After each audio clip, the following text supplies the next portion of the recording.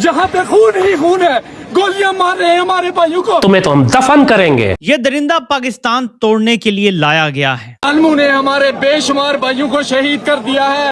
ये दर्द अल्फाज में बयान नहीं किया जा सकता। बहुत ही बुरी खबरें आ रही हैं। मेरा रावला कोट नादरीन जख्मी है, मेरे रावला कोट में खून बहा है। मेरा हमसे अपना कश्मीर संभाला नहीं जा रहा। ये बदजात कश्मीरी ठेकेदार बनने की कोशिश कर रहा है। लानत ऐसी पॉलिटिक्स के ऊपर, लानत ऐसी सियासत के ऊपर और लानत ऐसी सियासी विक्फी के ऊपर। इस वक्त सिचुएशन ऐसी ही है, लेकिन सही फिगर सामने नहीं आ रहा है इस वक्त। कल तक हम रिपोर्ट करते रहे इंडिया के अंदर नादरीन 10 लाख बंदा, पता नहीं 12 लाख बंदा निकल आया, नहीं मारी गई गोलियां, नहीं लोग मरे। हम क्यों लाशें उठा रहे हैं? ये पहला केस है पूरी दुनिया में जहां पे इंसान अपनी खुद की शाहरत काट रहा है। कश्मीर एक सेंसिटिव इशू है। हॉस्पिटल्स के ऊपर भी कब्जा था। बहुत सारे लोग डरते हुए उन हॉस्पिटल्स का रुख नहीं कर रहे और उनके प्यारे जो बच सकते थे उनकी जानें जा रही हैं। हम सब जिंदा लाशें हैं। दोस्तों, आसिम मुनीर ने फिर से एक बार पाकिस्तानी कश्मीरियों पे जुल्म ढाया। अपने फौज को ऑर्डर दे दिया है कि तुम जाओ, जितने कश्मीरी को मारना है मारो, लेकिन वहां पर कंट्रोल करो, चाहे जितनी भी लाशें बिछे, जितनी भी जाने जाए। आसिम मुनीर अपने नाकामी के छुपाने के लिए जो मारे गए कश्मीरी हैं उनके लाश छुपा दे रहा है, उनके बॉडी को कहीं गायब कर दे रहा है और जनाजा तक नहीं निकलने दे रहा है। वहां पर इस कदर के जुल्म ढा रहा है आसिम मुनीर। और दोस्तों, यही पाकिस्तानी लोग है, यही पाकिस्तान के एक्टिविस्ट और जर्नलिस्ट है जो कहा करते हैं, अभी तक कहा करते हैं कि इंडियन कश्मीर में जुल्म होता है। वहाँ के बच्चों को पढ़ाया जाता है कि इंडियन कश्मीर में जुल्म होता है, इंडियन कश्मीर में ये होता है, वो होता है। अब तो पाकिस्तान का पूरा चेहरा पूरे वर्ल्ड के लिए साफ हो चुका है कि कौन किस पे जुल्म ढा रहा है। तो दोस्तों नमस्कार, मैं आपका दोस्त डिप्पी। चलिए देखते हैं वीडियो। इस शख्स ने पाकिस्तानी हुकूमत और वहाँ की सेना का असली चेहरा बेनकाब कर दिया है। आलमू ने हमारे बेशुमार भाइयों को शहीद कर दिया है, जख्मी कर दिया है। ये यहूदियों से भी परली नस्ल है। इन जालिमों को शर्म नहीं आती। इस रोड पे जहाँ पे खून ही खून है, गोलियां मार रहे हैं हमारे भाइयों को। क्या तमाशा है ये? आप हमारे पैसों पे पलते हैं। ये गोलियां हमारे टैक्स के पैसे से खरीद के हमें मार रहे हो। जालिमों, यहाँ जवाब नहीं दिया, कब्र में तो दौड़ गए, कलमा नहीं पढ़ता तुम क्या? इतना तो श्रीनगर में हमारे ऊपर जुल्म नहीं हुआ। ये क्या कर रहे हो? इंटरनेशनल मीडिया, भाई सारी दुनिया, ह्यूमन राइट ऑर्गेनाइजेशन, कहाँ मर गए आप सब लोग? कहाँ मर गए? कहाँ मर गए? आ जाए, आ जाए, अभी वक्त है, आ जाए, आ जाए, आ जाए, हमें मार रहे हैं ये जालिम हमें मार रहे। तुम्हें तो हम दफन करेंगे। तुम्हें तो हम इसी कश्मीर में, बल्कि कश्मीर की मट्टी को भी तुमसे नापाक नहीं करेंगे। तुमको तो हम ले जाकर कहीं ऐसी जगह फेंकेंगे कि जहां पे तुम कश्मीर की पाक मट्टी को भी नापाक ना कर सको। बहुत ही बुरी खबरें आ रही हैं। मेरा रावला कोट नादरीन जख्मी है, मेरे रावला कोट में खून बहा है और खून बह रहा है। अभी तक की जो हमारे पास इत्तलात हैं, वो जो नाम सामने आए हैं, जो तस्वीरें सामने आई हैं, उनके मुताबिक 17 से 20 शहादतें हो चुकी हैं। 80 के करीब अफराद क्रिटिकली इंजर्ड हैं। गुज़िश्ता चंद घंटों में कम से कम 4-5 घंटे से मुझे मुसलसल ये खबर मिल रही है कि रावला कोट के गिरदोनवा में और रावला कोट के शहर के अंदर पाकिस्तान के पैरामिलिट्री ट्रूप्स जो हैं, रेंजर्स और FC, मुसलसल निहत्ते कश्मीरी अवाम के ऊपर फायरिंग कर रहे हैं। ये दरिंदा पाकिस्तान तोड़ने के लिए लाया गया है। कौम कब समझेगी? इस वक्त मुल्क बचाना सबसे जरूरी है, क्योंकि ये अब पाकिस्तान की शारग काटने में लगा हुआ है। मेरा हमसे अपना कश्मीर संभाला नहीं जा रहा। तो आपको क्या लग रहा है कि हमारे पास, अगर हम कहने कि हमें भारतीय कश्मीर भी चाहिए, तो हम उसको भी संभाल पाएंगे या नहीं? पाकिस्तान को ब्लैकमेल कर रहे हैं कि सारे दरिया हमारे हैं, रॉयल्टी हमें दी जाएगी।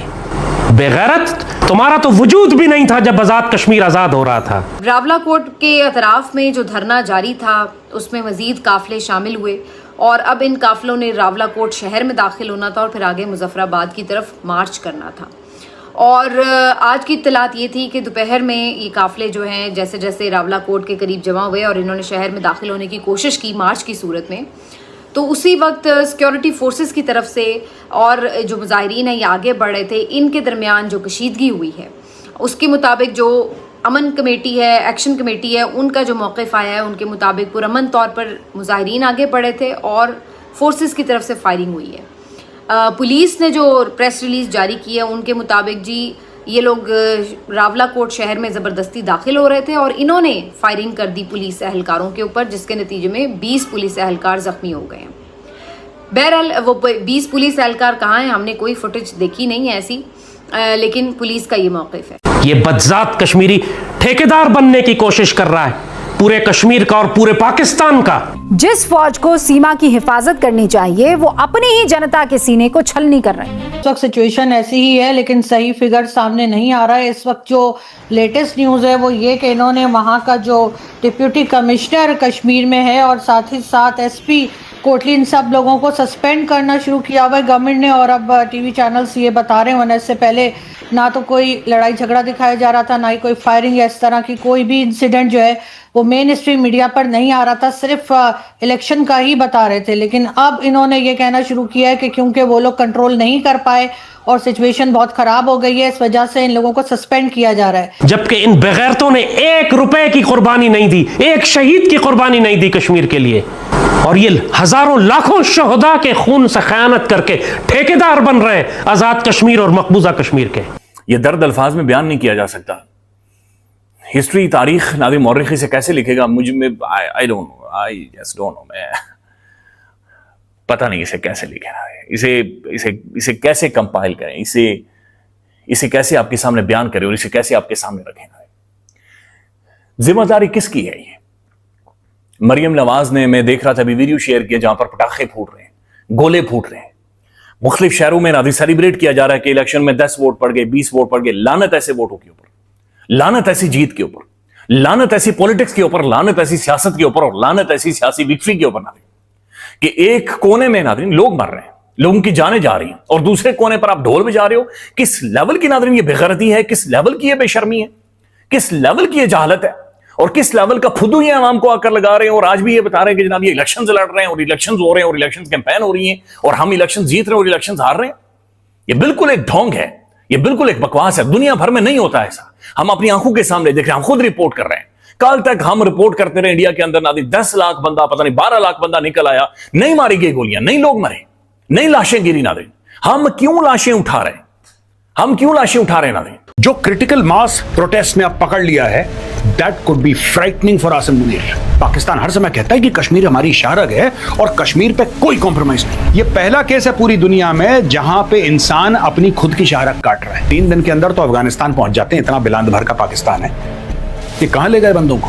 एक एक पाकिस्तानी फौजी के लिए, एक पाकिस्तानी फौजी के लिए हर एक महीने इनको हजारों डॉलर मिलते हैं। ब्लैकआउट कर दिया गया वहाँ पे और बिजली बंद है, इसके साथ साथ इंटरनेट भी दस्तयाब नहीं है। बड़ी मुश्किल से कुछ वीडियोस जो हैं वो दूर दराज इलाकों में ले जाकर जो है वो अपलोड की गई हैं सोशल मीडिया पर, जिससे कुछ हालात से वाकफियत हुई है। जो कुछ लोगों से मुलाकात और बातचीत हुई है उन्होंने फर्दर जो है वो इंफॉर्मेशन शेयर की। तो ये इनडायरेक्ट इन्फॉर्मेशन है जो वहाँ से आ रही है। कश्मीर एक सेंसिटिव इशू है और आपको पता है कि कश्मीर का मामला पाकिस्तान का सिर्फ अंदरूनी मामले के तौर पर नहीं देखा जाता।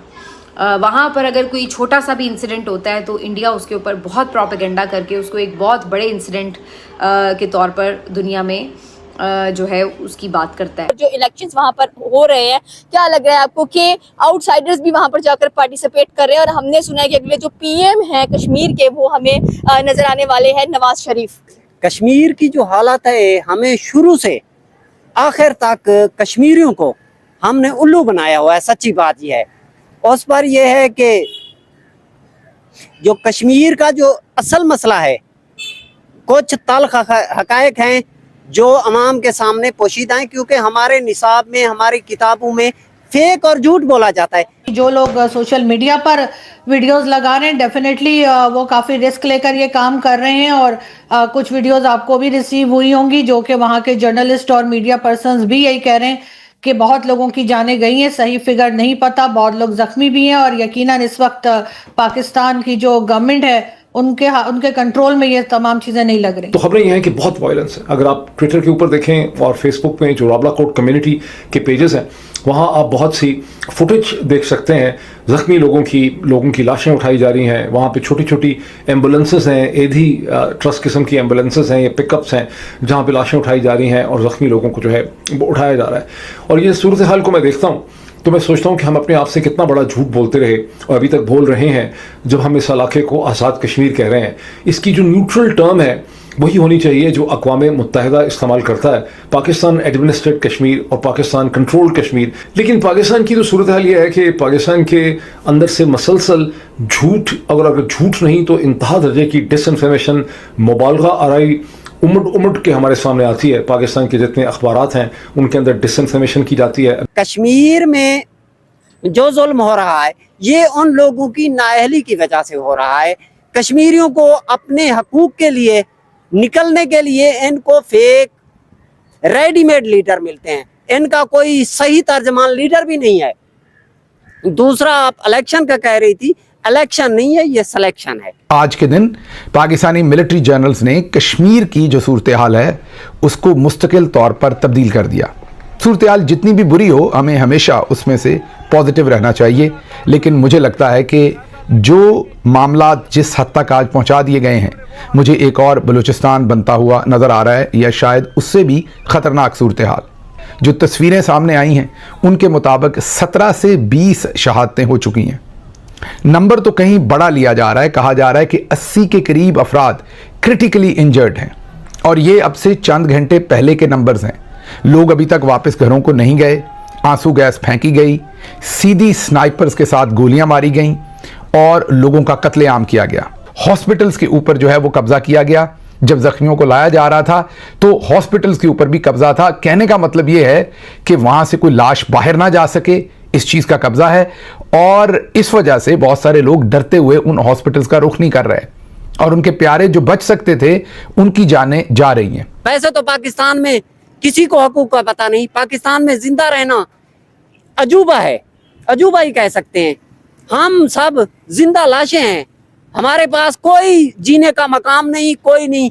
इस वक्त हॉस्पिटल्स के अंदर 80 से ज्यादा शदीद तरीन ये क्लेम किया जा रहा है कि जख्मी ऐसे लोग जिनमें से शायद काफ़ी सारे बच ना पाएं, खुदा न खास्ता, उनकी जिंदगी और मौत की कश्मकश भी हॉस्पिटल्स के अंदर चल रही है। कश्मीरी हमारे भाई हैं, कश्मीरियों के साथ जो जुल्म, ज्यादती, नाइंसाफी हो रही है, ये इलेक्शन नहीं है, ये सिलेक्शन है। सुन लो, देख लो भाई पाकिस्तान वालों, तुम लोग जो बोला करते हो ना, प्रोपेगेंडा किया करते हो, देख लो हमारे कश्मीरी क्या बोल रहे हैं। तुम्हारे चैनल पे हमेशा प्रोपेगेंडा वीडियो दिखाया जाता है, बहुत पहले का क्लिप चलाया जाता है, दिखाया जाता है कि देखिए जुल्म हो रहा है। अपने लोगों को भ्रमित करने के लिए तुम लोग गलत वीडियो दिखाते हो अपने बड़े चैनल पे, और बड़े चैनल पे आप बैठ करके बातें करते हो, अपने यूथ को डाइवर्ट करते हो। और तुम्हारे यूथ ऐसे हैं भी जो डाइवर्ट हो चुके हैं, वो लोग भी आज मानते हैं कि नहीं, वाकई में इंडिया में जुल्म होता है। अब तो काफी सारे जो पाकिस्तानी यूथ है जो पॉलिटिक्स से, न्यूज से अवेयर रहने लगे हैं, क्योंकि सोशल मीडिया का युग है, तब उनको पता है कि भाई ये सब प्रोपेगेंडा है, हमारी गवर्नमेंट